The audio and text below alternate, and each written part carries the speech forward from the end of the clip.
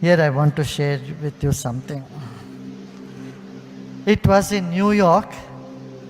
I don't know which year was it, I'm forgetting. Maybe around 2000, millennium time. I was in Vinod's apartment. I was in the upper floor. On the bottom floor was Banu, John Osborne, several others were there. It was 3 o'clock in the night. This angel of New York came to me. The Yaksha of New York. And it comes, it's very pleasant. I never thought the angel of New York could be so pleasant, because it is such a stressed city. But it was such a beautiful presence. Nice that came and asked me, what can I do for you? Please tell me, I want to do something for you. What can I do for you? You know, as a natural response in my mind was, nothing. Anyone asked, what do you want? I said, nothing. I have everything. I don't want anything. I said, no. Then it looked a little sad, and that entity, spirit, vanished, left. I felt, okay, maybe I should have asked it to do something. I felt sorry, because to make it happier, I should have told, okay, make a center for me, or do this, or do something. I could have said. I just thought, oh, maybe I should have made it more happier. That was my afterthought. But the first thing I said, at that point of time, everybody in the house woke up and they felt this presence. When Banu was there, John, they all said, next day morning they said, something happened, a big presence came at this hour. Sort of light. Everyone woke up. And you know what happened? Next day I had a...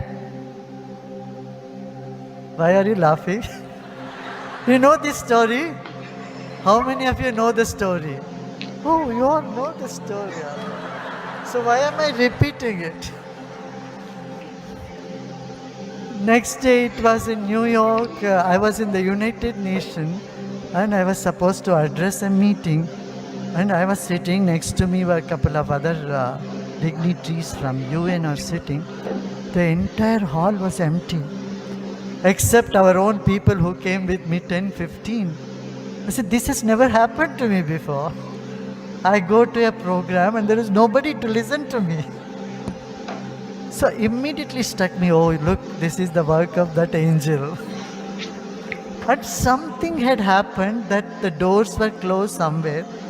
You know, if you don't know the subtle world, the reality of it, you will get upset at somebody else, the organizer or the door or something, you know. But immediately I know, well, this is the work of this Yaksha, this New York Yaksha angel. The moment I recognized that, oh, this is because it was not happening. The next minute, I don't know from how, everybody came running to the hall. The hall was full in next 10 minutes. 10 minutes it was full. Why I'm sharing this is that, why I'm saying this is the subtle world has much more than what we see in the gross world. So when we do all these yagyas, pujas here, I think a couple of years ago, I think 3 years or 4 years back, a gentleman came from America. He measured the energies while the Rishi Homas were all happening. And he could see the definite patterns when those particular Rishis are invoked, a different type of energy in the hall, coming down and then going back. So this entire universe is filled with many dimensions. It's made up of many dimensions. It's filled with many different type of energies. There are good energies, there are bad energies too.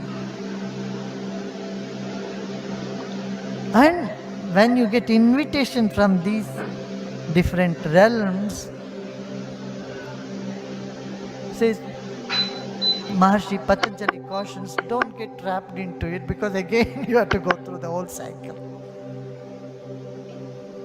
Just be cautious about such invitations and don't get trapped into it. There are many events that has happened before we started Art of Living.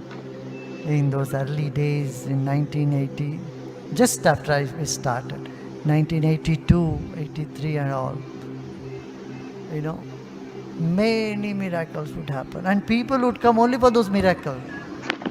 Then I said, no, this is not going to work. They had to listen to knowledge. Instead of growing, I thought maybe I'm making people greedy. Then I requested, no, these things, better let everyone focus in knowledge than phenomenons. You know. So Maharshi Patanjali here says, when such invitations come, then gently, politely, you can refuse it.